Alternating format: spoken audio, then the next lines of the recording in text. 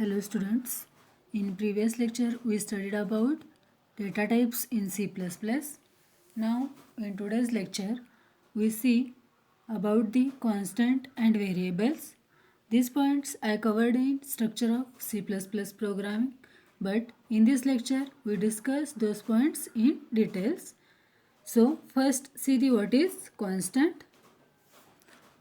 Constant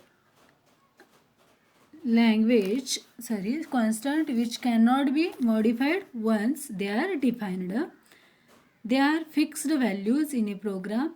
There can be any types of constant like integer, float, octal, hexadecimal, character constant, etc. Every constant has some range. In integers that are too big to fit into an int will be text and log. Now there are various ranges that differs from unsigned and signed bits. म्हणजे काय constant म्हणजे काय ज्या value change होत नाही त्याला आपण काय म्हणायचं आहे कॉन्स्टंट म्हणायचं. मध्ये कुठल्या प्रत्येक प्रकारचा कॉन्स्टंट असू शकतो integer, float, double, hexadecimal, decimal, character टाईपचे काय असू शकतात कॉन्स्टंट व्हॅल्यूज तुम्ही असाइन करू शकता. त्याच्यामध्ये अनसाइन्ड आणि साइन्ड डेटा टाईपसाठी कॉन्स्टंट डेटा टाईपसाठी वेगवेगळी रेंज आहे. जर तुमचा डेटा टाईप साइन्स्ड बीट असेल तर साइन्ड बीटसाठी कुठल्या रेंज आहे -128 टू +127.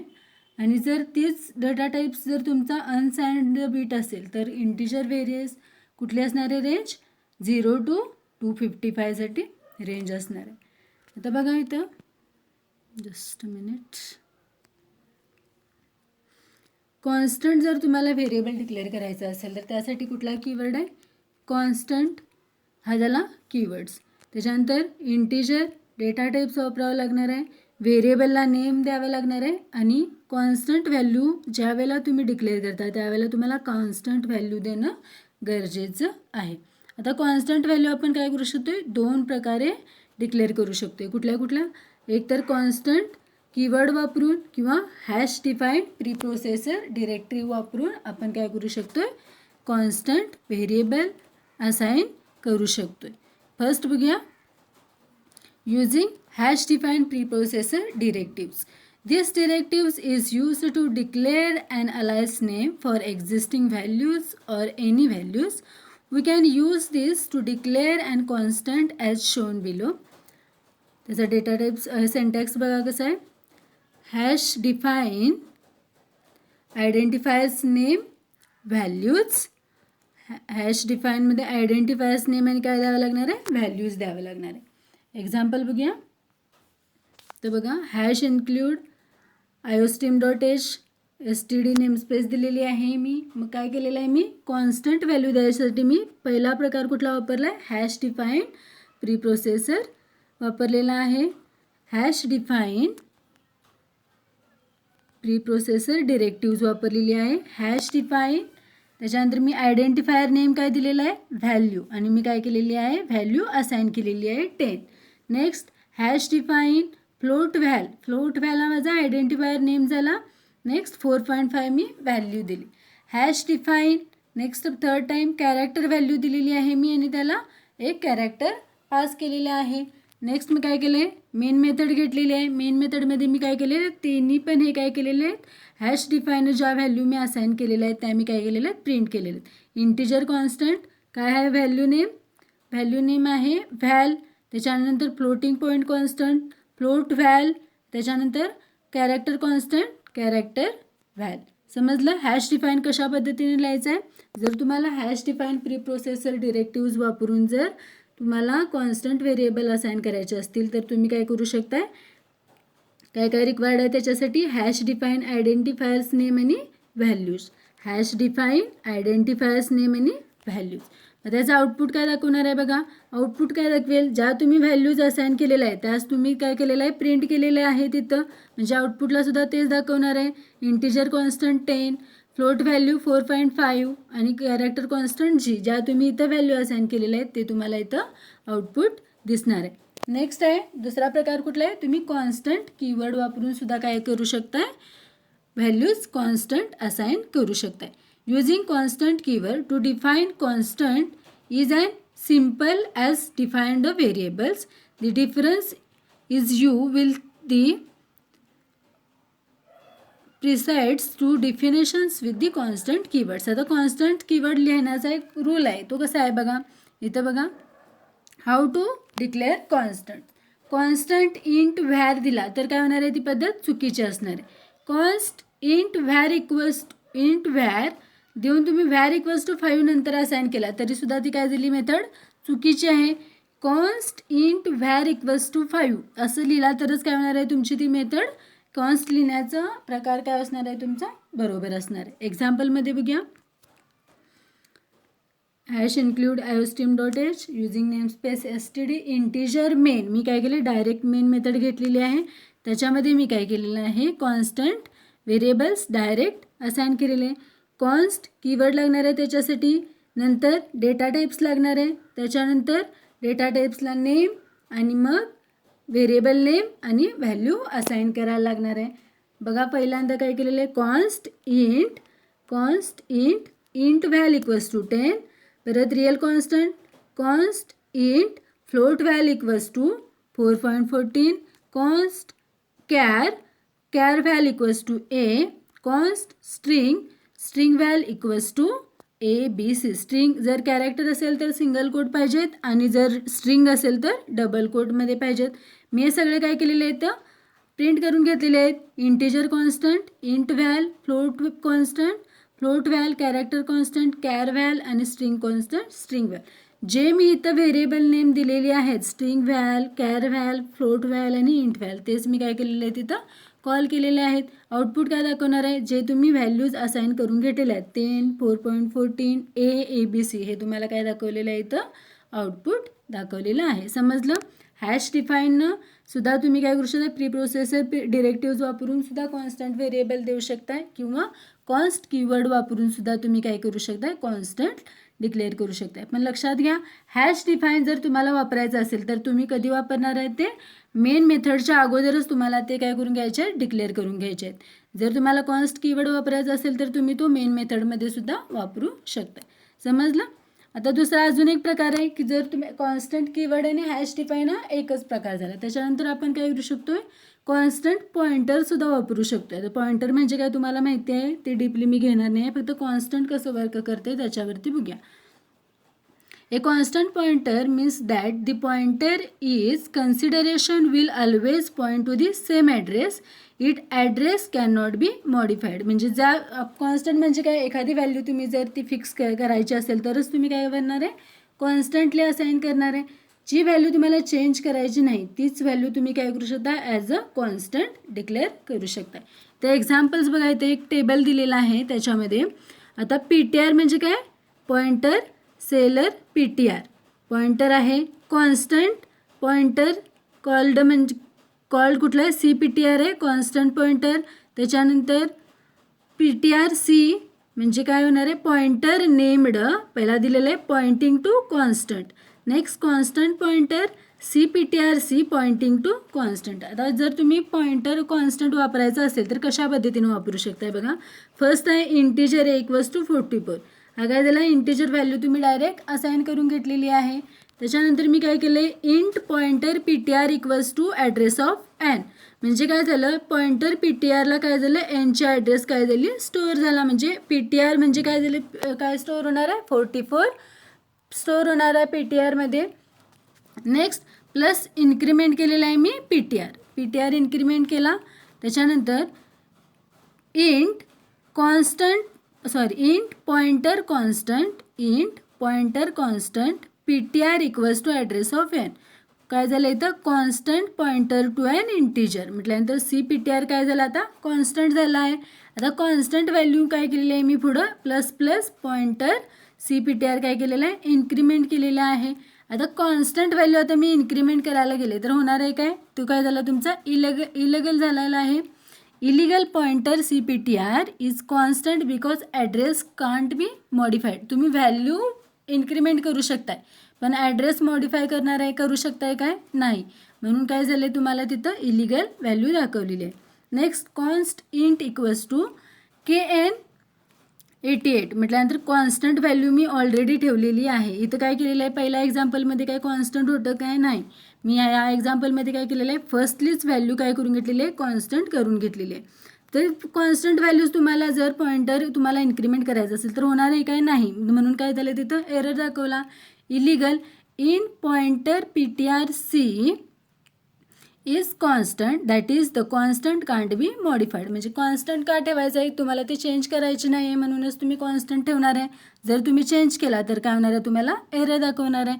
जर कॉन्स्टंट व्हॅल्यू पॉइंटर मी इन्क्रीमेंट करत होते म्हणून मला काय झालं, एरर दाखवत होता. मी इथं काय केलं प्लस प्लस PTR-C म्हणजे काय केलं, मी व्हॅल्यू इन्क्रीमेंट करायला गेले. म्हटल्यानंतर काय होणार आहे, इन्क्रीमेंट पॉइंटर PTR-C. तर बघा next constant in pointer const CPTR-C equals to address of K. म्हणजे काय झालं, constant PTR to const int. त्याच्यानंतर इन्क्रीमेंट करायला गेलं तर मला एरर येणार आहे आणि नेक्स्ट इन्क्रीमेंट करायला गेलं तरी पण एरर होणार आहे. का, कारण दोन वेळेला मी कॉन्स्टंट टाकलं आहे. कॉन्स्टंट इंटिजर पॉइंटरला परत मी काय केलेलं आहे, कॉन्स्टंट टाकलेलं आहे. त्यामुळे माझी कोणतीच व्हॅल्यू इथं जर माझा ॲड्रेस इन्क्रीमेंट होणार नाही आहे आणि काय होणार नाही, व्हॅल्यूसुद्धा इन्क्रीमेंट होणार नाही. समजलं. जर तुम्हाला पॉइंटर कॉन्स्टंट ठेवायचा असेल तर कशा पद्धतीने तुम्ही लिहू शकता, हे त्याचं एक्झाम्पल आहे. नेक्स्ट आहे व्हेरिएबल्स.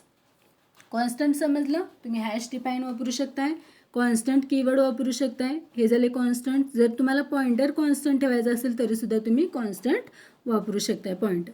नेक्स्ट कुठला पार्ट आहे, व्हेरिएबल्स. तुम्हाला व्हेरिएबल म्हणजे काय माहिती आहे, व्हेरिएबलचे रूल्स माहिती आहेत, मी तुम्हाला सांगितलेले आहे स्ट्रक्चर ऑफ C++मध्ये.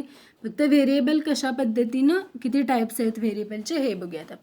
व्हेरिएबल लिहिताना काय करायला लागणार आहे, फक्त तुम्हाला एकच सिम्बॉल वापरायचा आहे. तो कुठला आहे, अंडरस्कोर. त्याच्यानंतर व्हेरिएबलची सुरुवात फक्त तुम्ही अंडरस्कोर किंवा कॅरेक्टरनंच करू शकताय, नंबरनं व्हेरिएबलची सुरुवात करता येत नाही. हे मी तुम्हाला रूल्स अगोदर सांगितलेले आहेत. फक्त बेसिक बघूया. Variables in C++. इंटिजर काय झाला तुमचा, डेटा टाईप झाला. आता व्हेरिएबल नेम कुठला आहे, व्हेरिएबल नेम एज आहे आणि मी काय केलेलं आहे, व्हेरिएबलला व्हॅल्यू असाइन केलेली आहे 20. जर तुम्हाला आता रॅममध्ये स्टोअर होताना काय होणार आहे, इंटिजर टाईपचा एज नावाचा एक काय होणार आहे, तुम्हाला मेमरी स्पेस भेटणार आहे आणि त्याच्यामध्ये काय होणार आहे, तुमची व्हॅल्यू 20 स्टोअर होणार आहे. इथं बघा, इथं काय झालं, ह्याला नाव कुठलं आहे, एजला. इथं एज नावाच्या व्हेरिएबलला काय झालं, 20 व्हॅल्यू असाइन झाली, असा याचा अर्थ आहे. काय काय काय येते बघा, व्हेरिएबल लिहिताना डेटा टाईप्स येतोय, व्हेरिएबल नेम येतो आहे आणि व्हॅल्यूज येते. व्हॅल्यूज दिला तरी ठीक आहे, ती झाली तुमची कॉन्स्टंट. नसेल तर तुम्ही डायरेक्ट व्हेरिएबल्स असाइन करू शकता. नेक्स्ट बघा, मल्टिपल टाईप्स आहेत तुम्हाला व्हेरिएबल डिक्लेअर करण्यासाठीचे. एक एक्झाम्पल बघूया व्हेरिएबल डिक्लेअर करण्यासाठी. Variable declaration refers to the part where a variable is first declared or introduced before it first used. म्हटल्यानंतर ज्या ठिकाणी तुम्हाला व्हेरिएबल वापरायचं आहे त्या ठिकाणी तुम्ही काय करू शकता, व्हेरिएबल डिक्लेअर करू शकता. हे मी तुम्हाला सांगितलेले होते. एक एक्झाम्पल बघूया. Hash include using namespace STD. Integer मेनमध्ये डिक्लेरेशन अँड डेफिनेशन दोन वेगवेगळे पार्ट आहेत. डिक्लेरेशन म्हणजे काय, डिक्लेरेशन कॅरेक्टर. मी काय केलं आहे, व्हेरिएबल नेम काय दिलेला आहे, A1 2 3. म्हणजे तुम्ही व्हेरिएबल कशा पद्धतीने लिहू शकता, एक तर तुमचं कॅरेक्टरपासून व्हेरिएबलची सुरुवात करायची लिहिताना किंवा अंडरस्कोरनं, डिजिट्सनं तुमचं व्हेरिएबल नेम द्यायचं नाही. आता एक कॅरेक्टर घेतलं म्हटल्यानंतर सिंगल कोट आला, सिंगल कोटमध्ये मी एक कॅरेक्टर असाइन करून घेतलेला आहे. Next float B. त्याच्यानंतर इंट अंडरस्कोर. बघा इथं इंट अंडरस्कोर दिलेला आहे एक व्हेरिएबल. त्याच्यानंतर अंडरस्कोर D45E. प्रत्येक वेळेला मी व्हेरिएबल्स डिक्लेअर करून घेतलेले आहेत. त्याच्यातलं एकच मी काय केलेलं आहे, व्हेरिएबल्स प्रिंट करायचं आहे मला, कुठला A1 2 3. हा इथं A1 2 3. त्याचा आउटपुट काय येणार आहे, काय मी व्हॅल्यू असाइन केलेली आहे A. ती व्हॅल्यू मला इथं प्रिंट झाली A. झालं, व्हेरिएबल कशा पद्धतीने डिस्प्ले झाले समजलं. त्याच्यानंतर किती टाईप्स आहेत व्हेरिएबलचे, लोकल व्हेरिएबल आहे, इन्स्टंट व्हेरिएबल आहे आणि स्टॅटिक व्हेरिएबल आहे. तुम्ही किती प्रकारे व्हेरिएबल असाइन करू शकता किंवा डिक्लेअर करू शकताय. एक आहे local variable, second instant variable आणि थर्ड स्टॅटिक व्हेरिएबल. बघूया आता आपण लोकल व्हेरिएबल कुठं असाइन करायचे, डिक्लेअर करायचे, इन्स्टन्स व्हेरिएबल कुठल्या ठिकाणी इन्स्टन्स करायचे आणि स्टॅटिक व्हेरिएबल कोणत्या ठिकाणी लिहिता येते. डायग्राममध्ये लक्ष द्या. Types of variables in C++. त्याला क्लासमध्ये public, static, void main, public. त्याच्यानंतर पब्लिकमध्ये तुम्ही काय करू शकता, स्टॅटिक व्हेरिएबल डिक्लेअर करू शकताय किंवा इन्स्टन्स व्हेरिएबल डिक्लेअर करू शकताय. फंक्शन्समध्ये तुम्हाला काय करता येतात, लोकल व्हेरिएबल डिक्लेअर करता येतात. बघूया आता लोकल व्हेरिएबल म्हणजे काय, वन बाय वन सगळे एक्सप्लेन करूयात.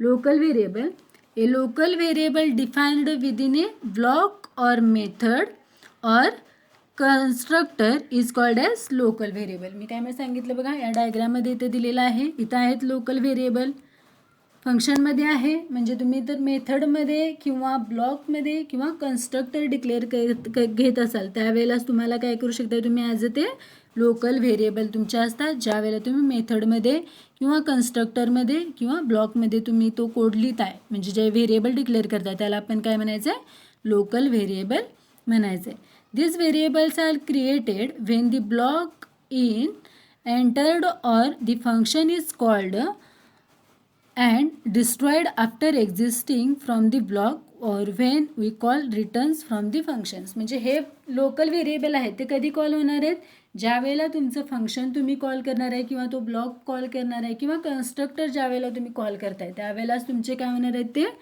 व्हेरिएबल्स कॉल होतात. आणि ज्या वेळेला त्या व्हेरिएबल्सचं काम झालेलं असेल कंपायलेशन होऊन, त्यावेळेला काय होणार आहे, ऑटोमॅटिकली तुमचा तो मेमरी स्पेस काय होणार आहे, डिस्ट्रॉय होणार आहे. समजलं. त्याच्यानंतर एक एक्झाम्पल बघूयात. लोकल व्हेरिएबल वापरलेले आहेत बघा. इथं मी काय केलेलं आहे, युझिंग नेमस्पेस std एक स्टुडंट एज नावाचं फंक्शन्स घेतलेलं आहे, म्हणजे मेथड घेतलेली आहे. त्या मेथडमध्ये मी काय करू शकतो, लोकल व्हेरिएबल डिक्लेअर करू शकतो. बघा, लोकल व्हेरिएबल मी integer age equals to 0, age equals to age plus 5 मी काय केले, प्रिंट केलेली आहे. एज काय घेतलेलं आहे, मी व्हेरिएबल नेम दिलेला आहे, त्यामुळे मी एज प्रिंट केलेला आहे. इंटिजर मेनमध्ये काय केलं मी, स्टुडंट एज मी काय केलेलं आहे, कॉल केलेलं आहे. स्टुडंट एज नाव कशाचं आहे, माझ्या या फंक्शनचं नाव आहे स्टुडंट एज, ते मी काय केलं इथं कॉल केलं आहे. आउटपुट काय दाखवणार आहे, एज मला प्रिंट करायचं आहे म्हटल्यानंतर age equals to age plus 5 age equals to 0 + 5 output काय दाखवणार आहे, 5. समजलं. लोकल व्हेरिएबल्स कुठे डिक्लेअर करतोय, ज्यावेळेला तुम्ही मेथड किंवा कन्स्ट्रक्टरमध्ये जे व्हेरिएबल देतात त्याला आपण काय म्हणायचं आहे, लोकल व्हेरिएबल्स. नेक्स्ट आहे instance variables. Instance variables are non-static variables and are declared in a class outside any method, constructor and methods. Blocks म्हणजे काय होणार आहे, जे आउटसाईड, जे मेथड, कन्स्ट्रक्टर आणि ब्लॉक सोडून जिथं तुम्ही व्हेरिएबल डिक्लेअर करणार आहे त्याला आपण काय म्हणायचं आहे, instance variables. As instance variables are declared in a class, these variables are created when an object of the class is created and destroyed when the object is destroyed. म्हणजे ज्या वेळेला ऑब्जेक्ट क्रिएट केला जाईल, functions call केलं तर तुमचे local variable call होतात. हे व्हेरिएबल इन्स्टन्स व्हेरिएबल आपण कुठं कॉल करणार, लिहिणार आहे, क्लासमध्ये लिहिणार आहे. आउटसाईड मेथड, कन्स्ट्रक्टर आणि ब्लॉकच्या बाहेर म्हणजेच क्लास राहिला, क्लासमध्ये आपण ते लिहिणार आहे. त्यावेळेला काय होणार आहे, तुमचा ज्या वेळेला तुमचा ऑब्जेक्ट क्रिएट होणार आहे त्याच वेळेला तुमचा क्लास कॉल होणार आहे. क्लासच्याच नावाचा आपण ऑब्जेक्ट क्रिएट करतोय म्हटल्यानंतर ऑब्जेक्ट क्रिएट होणार आहेत त्याच वेळेला तुमचे काय होणार आहेत, इन्स्टन्स व्हेरिएबल कॉल होणार आहेत. आणि ज्या वेळेला ऑब्जेक्ट डिस्ट्रॉईड होईल त्यावेळेला ऑटोमॅटिकली काय होणार आहे, तुमच्या इन्स्टन्स व्हेरिएबलचा मेमरी स्पेस डिस्ट्रॉईड होणार. एक्झाम्पल बघूया. नेमस्पेस क्लास मार्क्स, मग अशी काय केलेलं आहे, मी डायरेक्ट मेन मेथडमध्ये लिहिलेलं, मेथड घेतलेली होती. आता मी काय केले, पहिला क्लास डिक्लेअर केलेला आहे. क्लास डिक्लेअर केल्यानंतर स्टॅटिक व्हेरिएबल्स मी तुम्हाला सांगितलेले आहे. स्टॅटिकमध्ये काय होते, मल्टिपल टाईप्सचे व्हेरिएबल्स तुम्ही काय करू शकताय, एकाच ठिकाणी स्टोअर करून ठेवू शकताय. कुठं, स्टॅटिक आणि स्टॅटिक व्हेरिएबलला तुम्हाला सांगितलेलं होतं. स्टॅटिकमध्ये काय झालं, स्टॅटिक इंट स्टुडंट नंबरमध्ये काय दिलेले आहेत बघा, these variables are instance variable, these variables are in a class and are not inside any function. हे झाले तुमचे instance variable. Int age marks, int English marks, int maths marks आणि int physics marks. हे काय करून ठेवलेले आहेत, instance variables declare करून ठेवलेले आहेत. मी काय केलेलं आहे आता ते फंक्शन्स हे घेतलेलं आहे मार्क्सचं. मार्क्सच्या फंक्शन्समध्ये मी काय केलेलं आहे बघा,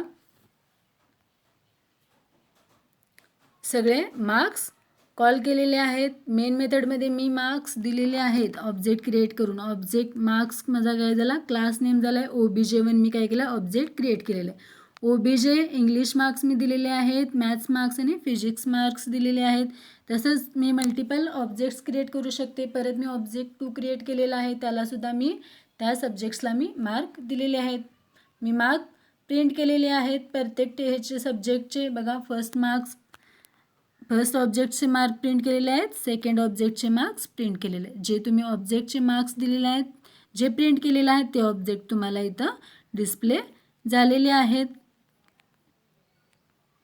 बघा इथं ++ स्टुडंट नंबर्स म्हटल्यानंतर जेवढे ऑब्जेक्ट तुम्ही क्रिएट होणार आहेत तेवढ्या ऑब्जेक्टचे तुमचे स्टुडंट्स नंबर 1, 2, 3 काय होणार आहेत, इन्क्रीमेंट होणार आहे.